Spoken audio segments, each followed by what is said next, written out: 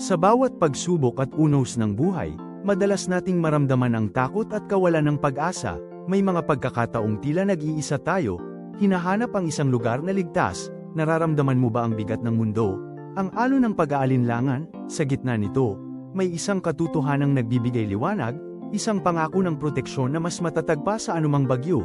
Alalahanin ang kwento ni Noe at ang arka, sa malaking pagbaha, ng mundo'y nalulunod.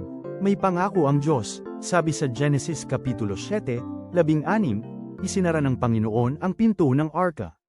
Hindi ito simpleng pagsara, ito'y personal na pagkilos ng Diyos, kanyang kamay na nagbigay lubos na proteksyon. Sa bawat unos, siya mismo ang nagtatakda ng hangganan, nagbibigay kanlungan upang tayo'y manatiling ligtas.